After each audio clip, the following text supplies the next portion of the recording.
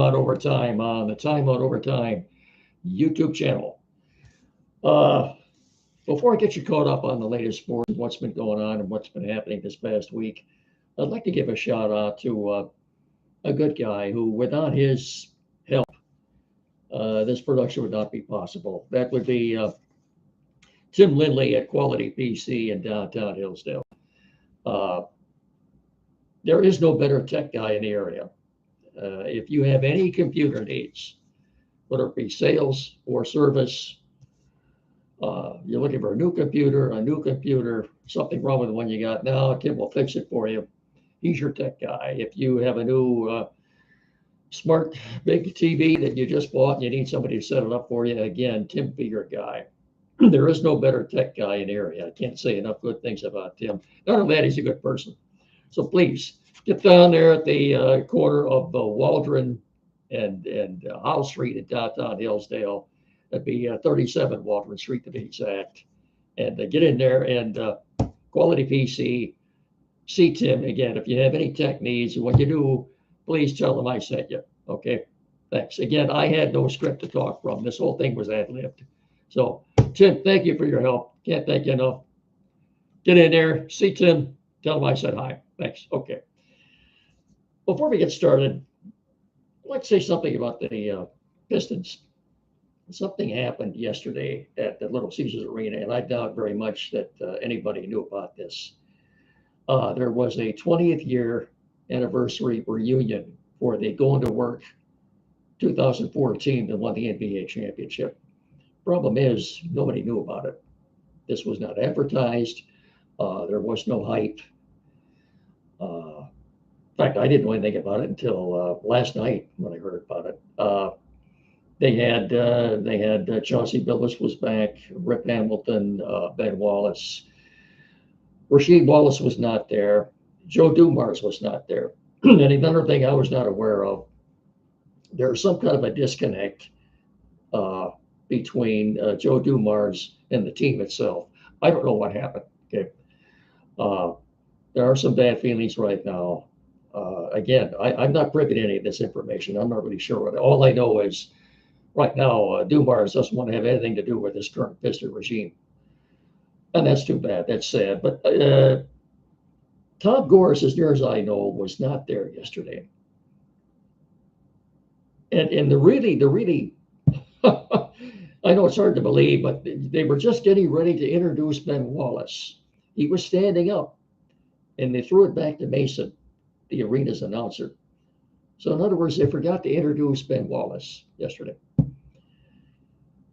And I said, Tom Gores, as near as I know, the team's owner, was not there.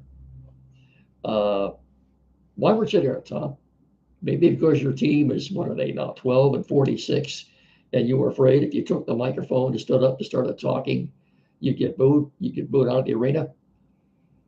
Folks, since he bought this team for pennies on a dollar from Bill Davidson's widow, Tom Gores' net worth is $10 billion, would it be $10 billion? Tom, you couldn't have gotten on your private jet and flown in here to honor these guys. This is part of the problem, folks. This is why the Pistons are what they are now. Okay, but Tom Gores will tell you he's done what he's done for the city of Detroit. That's all that matters. Never mind the product on the floor. This is so sad what's going on with the Pistons right now. Boy, like I say, yesterday to me was the last straw. So it is what it is, and I don't see Gores. He's not going to sell the team. I don't think Troy Weaver is the right guy for general manager either. But I don't think Tom Gores cares right now. So that's it. That's all I want to say about the Pistons. You're rarely going to ever hear me say anything about them. But this is it. I had to vent. Yesterday, enough was enough. So, Lions last week. Brian Holmes had a very good week in free agency. The defense is a lot better now than it was a week ago. The signings. I graded the signings. took a few minutes to grade what I thought the signings were. If we'll go over those here just a second. The signing of DJ Reader, the defensive tackle from the Bengals, I give that an A plus plus. He was the team captain. The Bengals did everything they could to keep him in Cincinnati, but he wanted to be a Lion. He really did. In fact, he was actively rooting for the Lions during the playoffs, and it's pretty rare that a player will come out and have a press conference immediately after signing a contract, but he did. He had nothing but good things to say. Folks, this is a good man. Not only is he a good football player, but he's a good person, good human being. He checked every tangible box that the Lions could check. And he did suffer a torn quad last year, but did not need surgery. And he says he'll be ready for training camp. As good as the Pistons, as good as the Lions were last year against the rush, they were second in the league in the NFL against the rush last year. They'll be even better this year. With Reader and Lee McNeil, folks, the Lions have the best defensive tackle tandem in the National Football League. he will make the other 10 guys out there with him that much better. So I give that signing an A plus plus. This was the most lucrative contract that Brad Holmes has ever given to a free agent. But this is also the most significant free agent signing he's ever made in his 3-year tenure here. I think what did he get? A little more than 27 million for was it 2 years? And I think a little more than 9 million was guaranteed.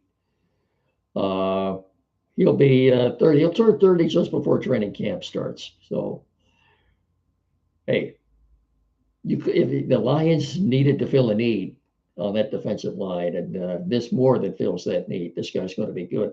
You're going to enjoy watching him play.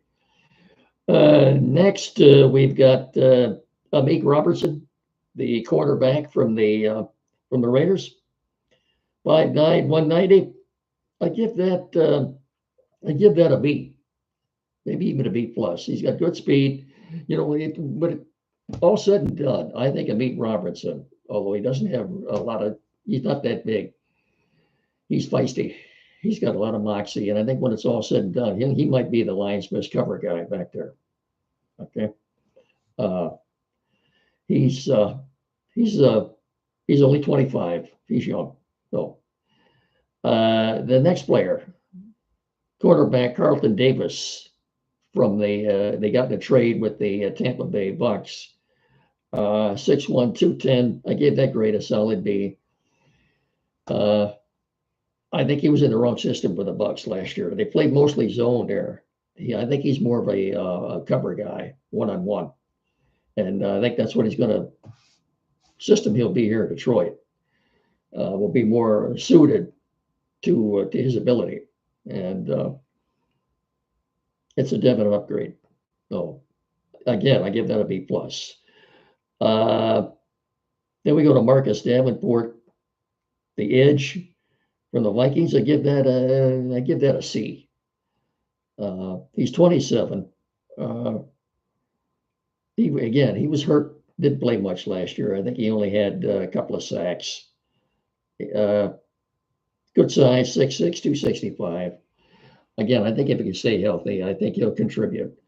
Quarterback Carlton Davis, the third, 6'1", 210. He's 27. Like I said, that's the guy they got in the trade. I give that a solid B.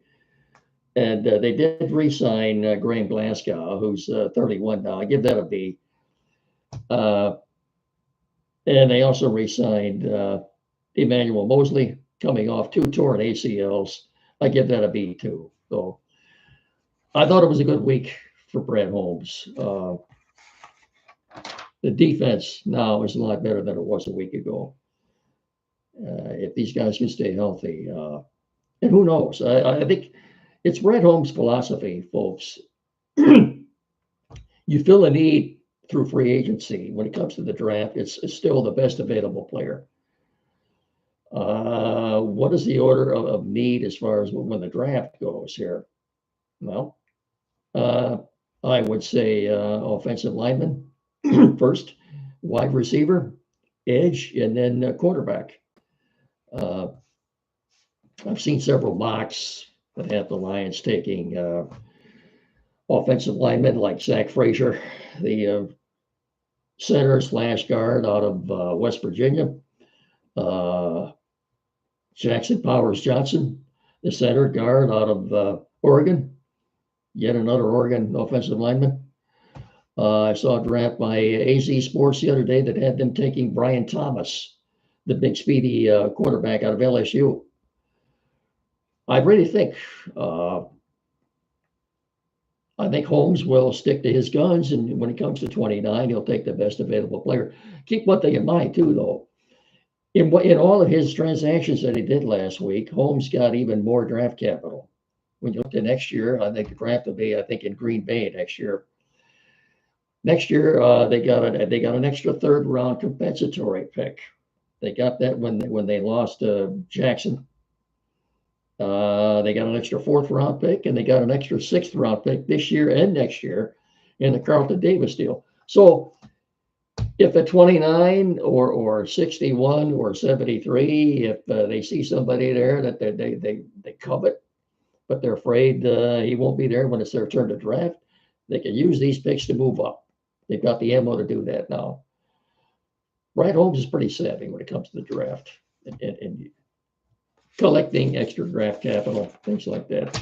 Looking around the league, though, at the Lions and their competitors, the Minnesota Vikings, their division competitors, the Vikings made a big trade last week. I'm not going to get into all the details, but I'll just tell you, going into the draft, they'll have 2 first-round picks. They'll have number 11 and number 23, I believe it is. I think they'll use that.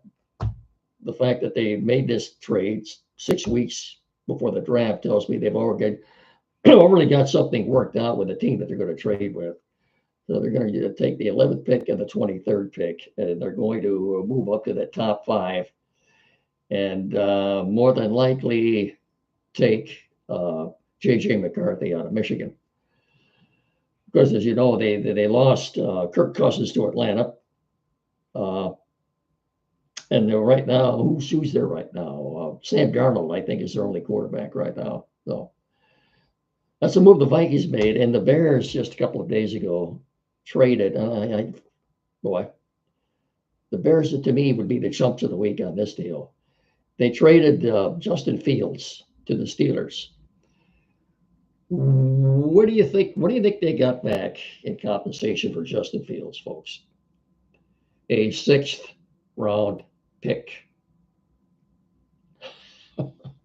The Lions are doing handstands, the fact that they don't have to see this guy anymore, because every time they did, he usually get 140, 150 yards rushing against them. He's gone. I say good riddance. They don't have to face him anymore. But two, again, if you're a Lion fan, when you're playing the Vikings, would you rather go up against Kirk Cousins or J.J. McCarthy? Well, that's a simple answer. When you're playing the Bears, would you rather go up against Justin Fields or Caleb Williams? That's another pretty simple answer too. So I'd say the Lions came up pretty good on both those deals. So they will still be favored to win the NFL NFC North when the season starts next year. And Mike Greenberg of ESPN, good old Mike, in all his infinite wisdom, thinks that the Lions' window of opportunity is already closed. Again, Mike, you're like all your other co-workers in the media. You never played football. You never coached, but you've got all the answers. As Jim Mora, Jim Mora, once told the media in Indianapolis, you guys don't know. You just don't know. You never did. You don't now, and you never will. You don't have a clue. So, okay, that's Mike Greenberg, Mr. Know-It-All at ESPN. Oh, by the way, don't forget, let's take a little trip down memory lane, too. Mike and his good buddy, Sal Palantonio, last year. Anybody remember who they predicted to win the NFC North last year? Yeah, they both picked the Bears. What happened there? Uh-huh. Yeah, there you go. Transitioning to the Red Wings, Red Wing fans. The timeout crew was going to see the Wings play the Columbus Blue Jackets tomorrow night. Uh, let's hope they play better than they have been lately. Looks like Dylan Larkin will be another game or two before he's back. Uh, so they've won, what is it now? They've lost 8 out of 9. Wings, are the third oldest team in the National Hockey League. And right now, as I said the other day, it's just a question if they're getting outskated by younger legs. Uh, the defense is bad. Uh, they're turning the puck over too much in their own zone. They can't get out of their own zone. The opposition has sustained time with the puck in their end of the ice, and anytime that happens, now it seems to result in a goal. They're getting behind early. Uh, their goaltender, Alex Lyon, I think is overused. He's never played this many games this late in the season. He looks tired. Uh, Special teams have been bad. I can't believe even when Dylan Larkin comes back, they're going to look like a completely different team. They're on the fringe of making the playoffs right now, but and the reward, by the way, for making the playoffs is they're going to be playing more than likely the Florida Panthers in the first round. That's a 4-game sweep. If they don't make the playoffs this year, I think Steve Yzerman, he might be looking over his shoulder a little bit. This is what Stevie's 5th year, and without the playoffs, I'm not that fond of Derek Lalonde, but unless there's a huge disconnect with Lalonde and Steve Yzerman, I don't see them getting rid of him after just 2 years either. So there you go. I've read a little bit about the Red Wings. Again, I rather doubt that Dylan Larkin coming back is going to make that much of a difference. Do I think they'll make the playoffs right now? I would say no. It's not happening. And that's too bad. Sorry, Red Wing fans. Transitioning to the Tigers, on the other hand, they've had a very good spring. And they've got a couple of very exciting young prospects on the cusp of making it to the big leagues in Jackson Jobe and Jay Shung. Shung had a very good game Saturday, if any of you saw that. He had a couple of home runs, a couple of long home runs. And Jackson Jobe hit 102, 103 on the radar gun last week. I'm thinking could be Jobe will start the season maybe in Erie. I don't think he'll be there very long before he gets to Toledo. And I don't think he'll be in Toledo very long either.